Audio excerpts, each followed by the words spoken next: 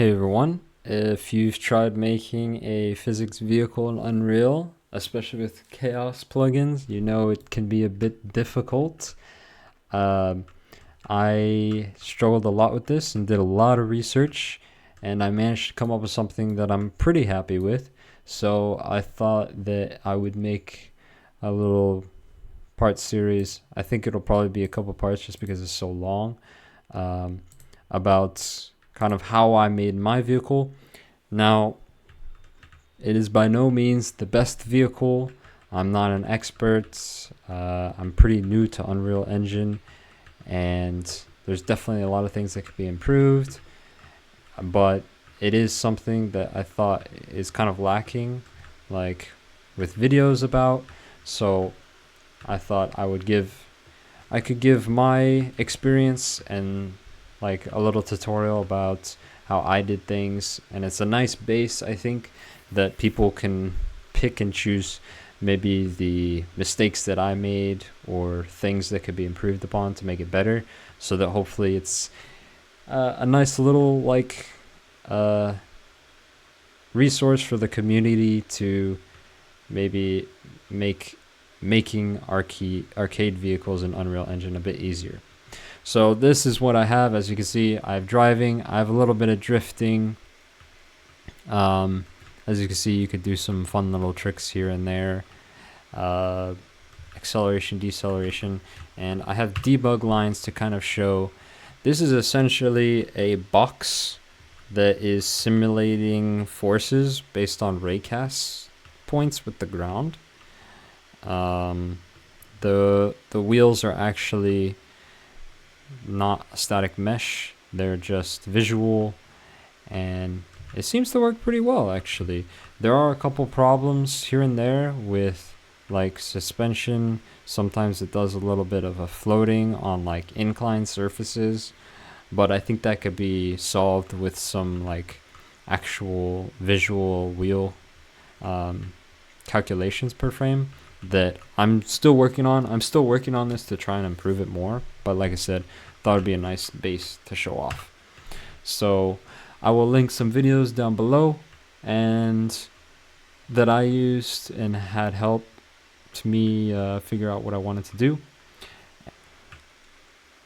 I also made this little build mode with ramps and things to test like the air control of the vehicle.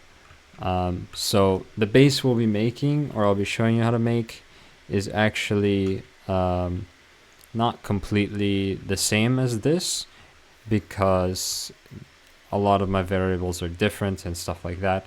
But I mean, I could show that if people have that question too, but it really kind of just depends on the type of vehicle you want to make. So I'll just be showing the base kind of things that I used for mine. And last but not least, before we get into it, please, if you have any comments or things that could be done better to help everybody out, this video is just to try and help people, especially beginners like myself, who may be struggling with this sort of thing. So feel free to comment below about it. And yeah, thanks. Alright, so the first part of this is kind of going to be a little bit of a setup, and then we'll go into the suspension force application. It might be a little bit long, so I apologize for that, but I'll try and do it as quickly as I can while still being sort of beginner friendly. But basically, I'm in a blank project. The only thing I've done is create a game mode blueprint and a player controller blueprint. I haven't done anything with them, I've just created them. And if you don't know how to do that, you can just go blueprint class and do player controller and game mode base. And then in project settings, I have set up the game mode. This is under maps and modes, and then you can go to game mode and select the one game mode you just created, as well as the player controller.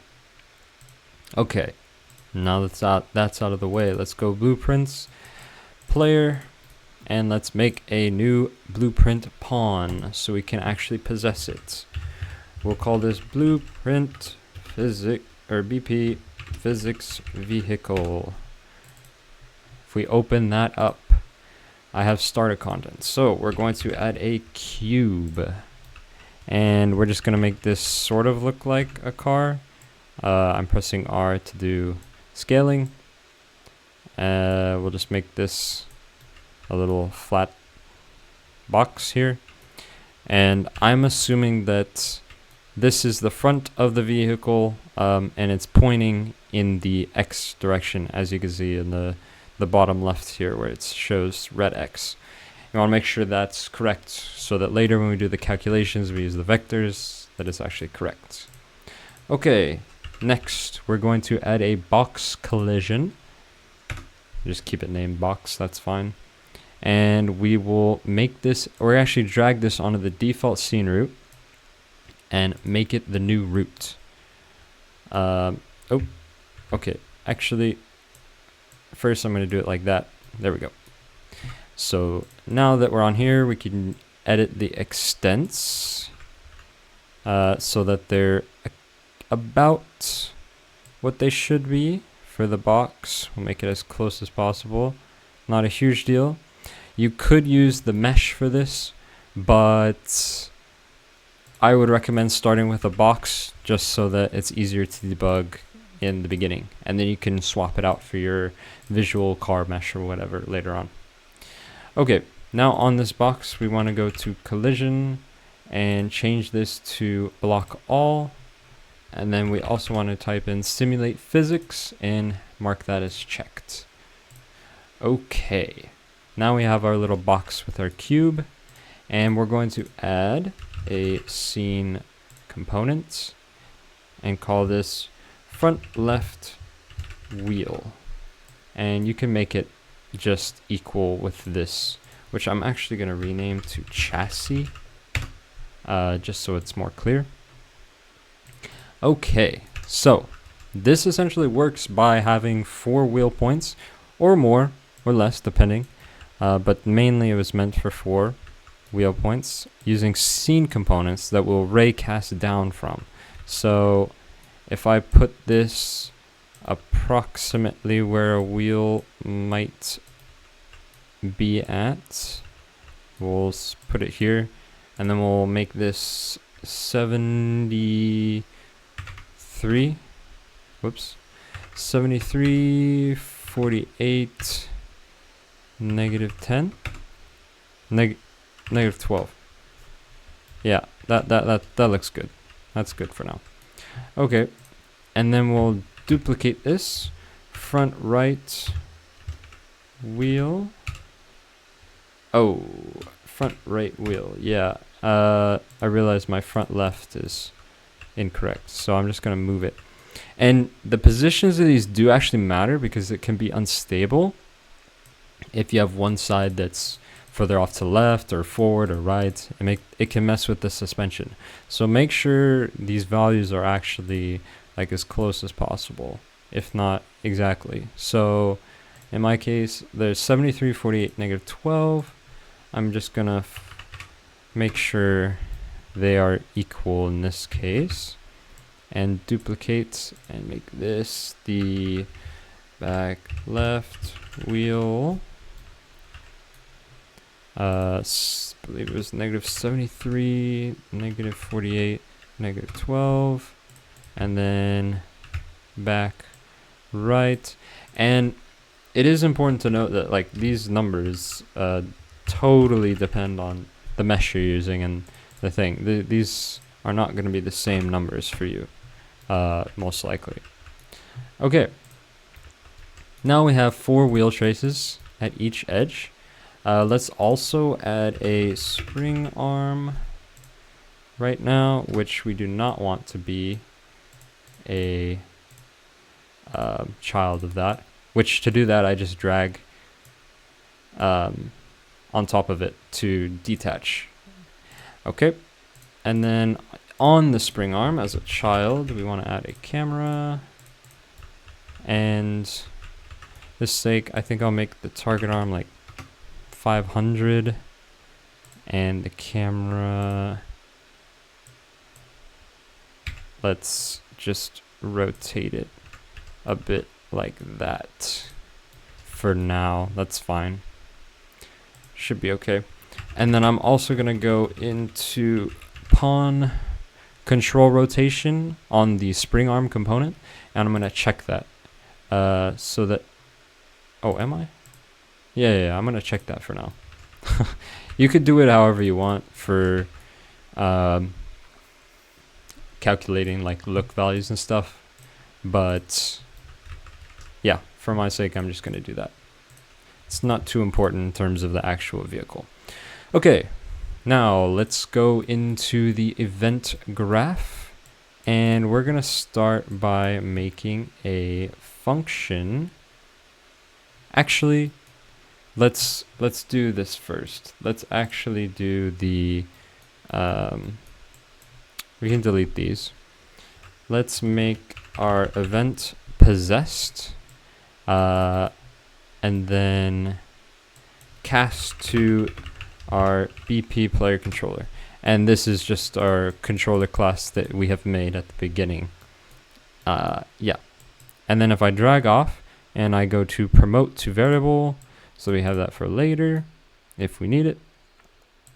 And then if I drag off of this little guy and I do get enhanced local player subsystem and add mapping context, then I can have all this set up so later when we have inputs, we'll actually have that set up already. Okay, now we can go into the actual suspension part, which I have done a beautiful paint drawing real quickly. But basically, at each of these points, these arrows represent the wheel traces. So we're going to actually raycast downwards at each point first, and then based on the offset and then a constant which we provide in spring force, and then the current velocity and a constant we define in damping, we'll calculate a force value which we will then apply upwards.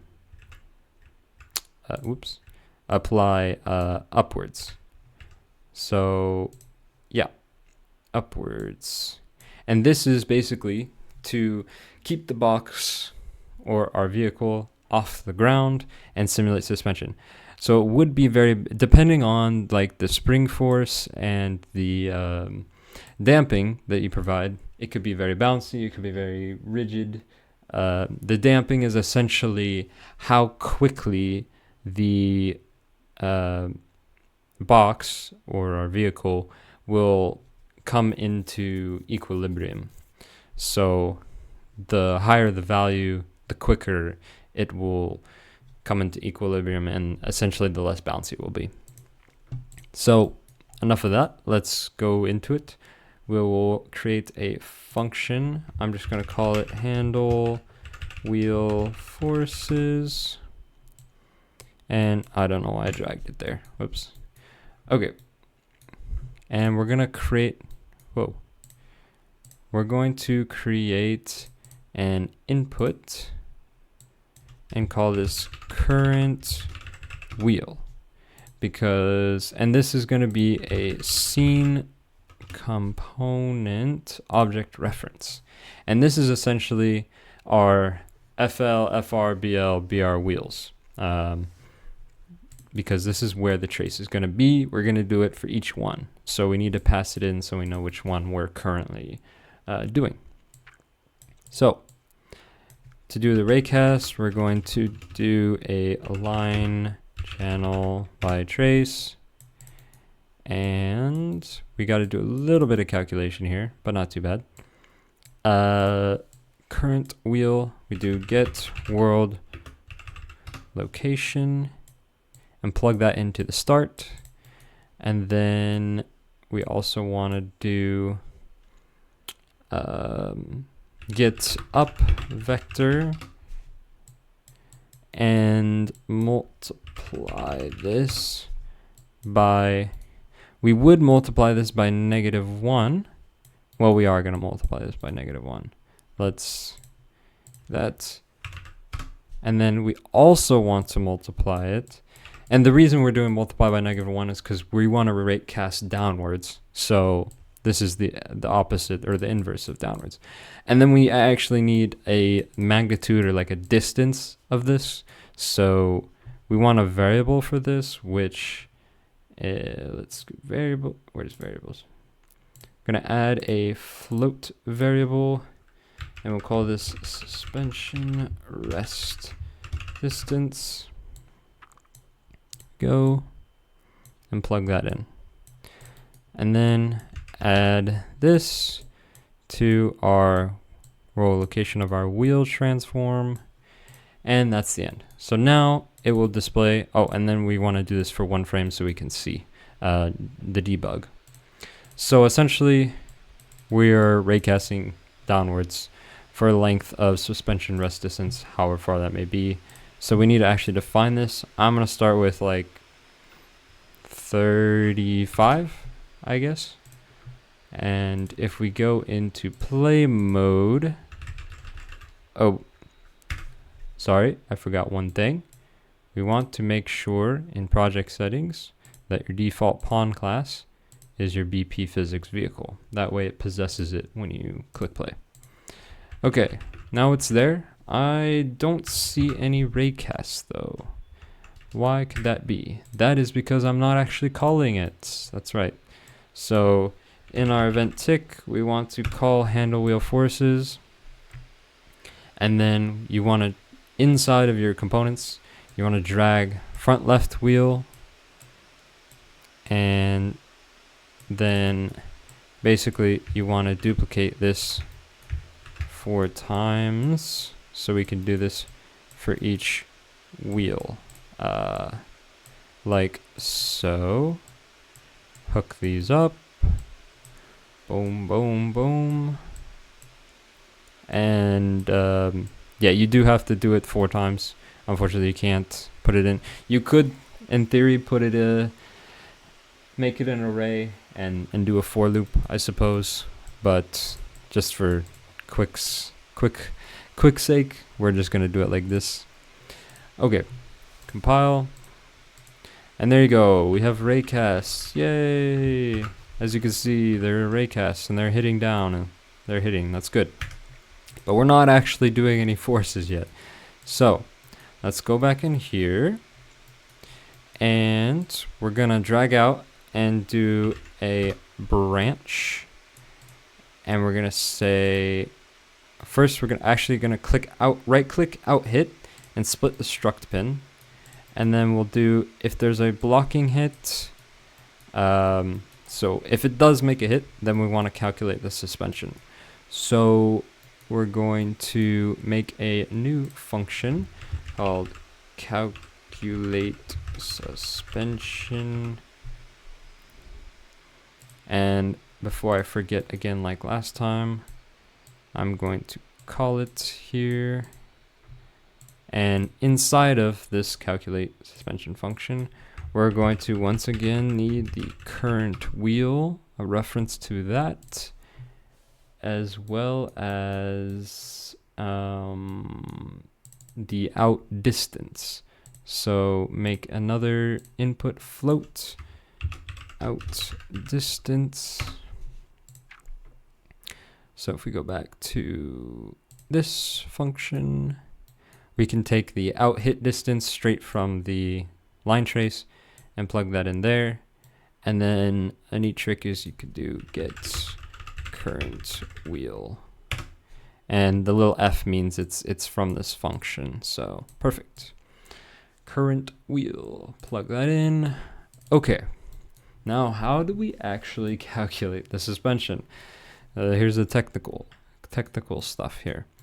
So if we remember our little equation thing from earlier in Paint, this is to calculate the force. Now, to get the offset, that's why we have the out distance here in our thing. So we will take this and we will have subtract, except we are subtracting from our suspension rest distance. And this is because, this is the length of the line, and then this is the out hit distance. So the result of this is basically the actual distance that it's above the ground. In the current tick / frame. And then we want to go ahead and on the other side, we want to have a get physics linear velocity on the box itself. And outside of, oh, sorry. This is incorrect. Get physics linear velocity at point box. There we go. Let's delete that. And for this point, we will get the world location of our current wheel. So instead of pulling that, I'm just going to do get current wheel again. So it's a little bit cleaner.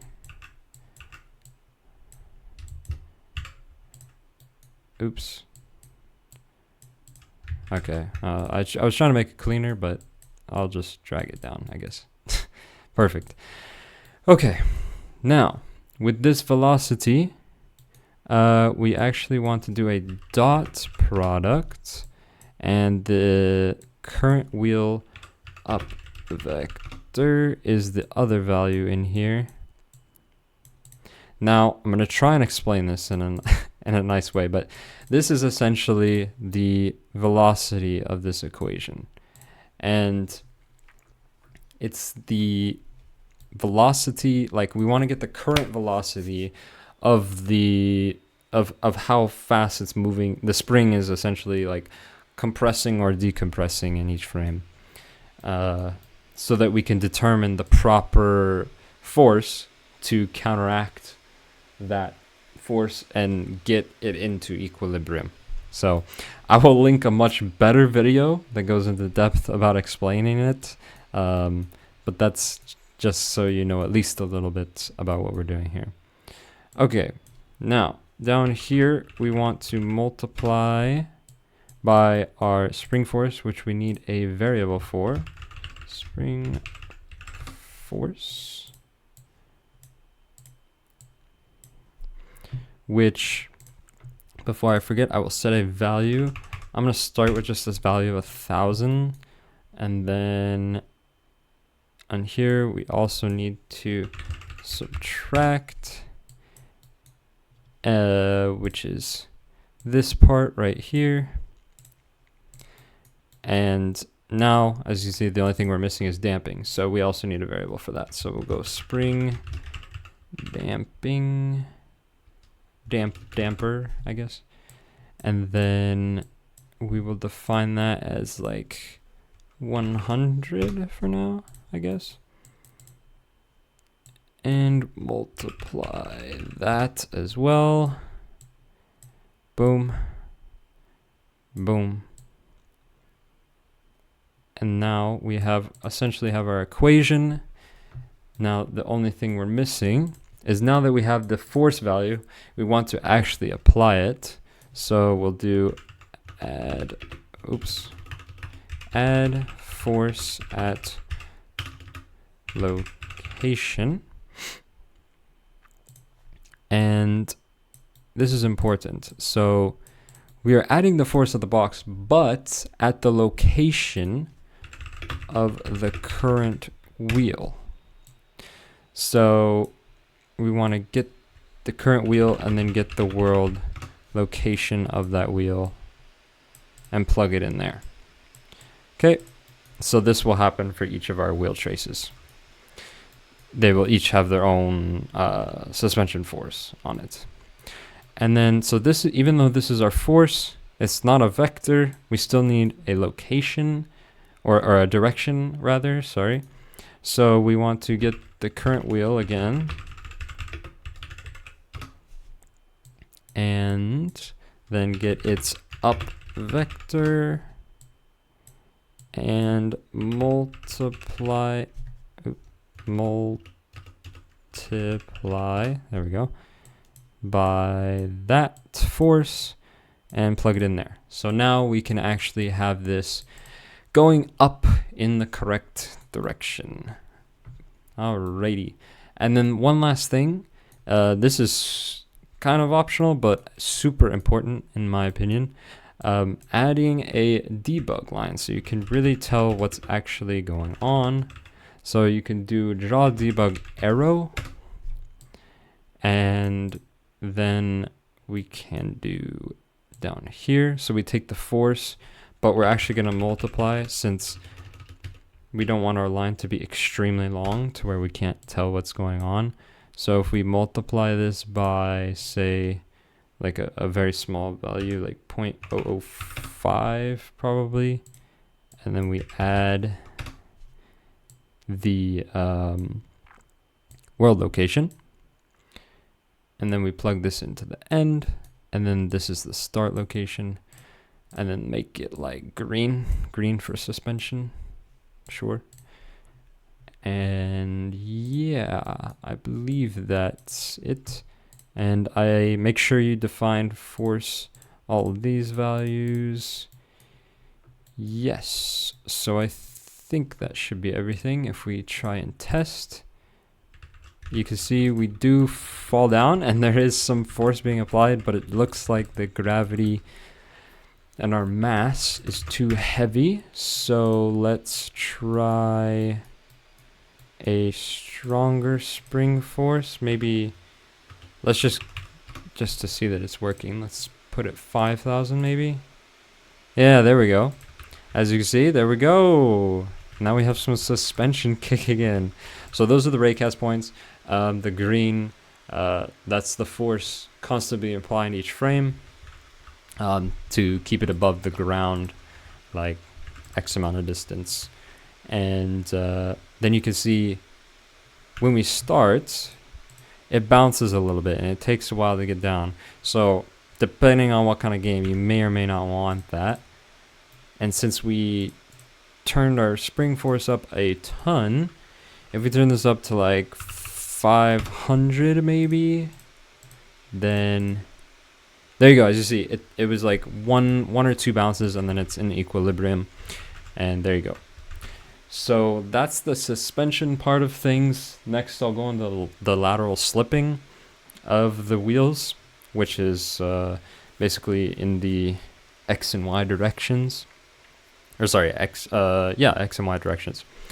But if you are struggling with this part, if you have anything, make sure you check your values of your rest distance, spring force, damper. Make sure you have the debug variables on so that you can tell what's happening, and make sure that they're actually correct here so that you can know you're looking at the right thing. Make sure you also are doing this for each wheel, otherwise in here, make sure you're doing it for each wheel, otherwise it could be unstable. As well as make sure your box has simulate physics on and the collision is on block all. So if you notice anything separately that calculation wise that might be incorrect, please let me know. Actually, one thing I do know, I'm not multiplying by delta seconds, so I would actually do that as well inside of here, so that you don't have problems with FPS. Maybe right in here I would do get world. Can I not do that? It's context. Get world delta second. Yeah, so I'd probably do this just in case. And make sure that works. But yeah, okay, so you might have to adjust the force value as well now, because this is going to nerf it a bunch. But oops. But yes, if you have any questions, please let me know. I will probably split this into multiple parts. So the next will be lateral slipping, and then acceleration and deceleration braking and turning. So yeah, thanks and hope it helps.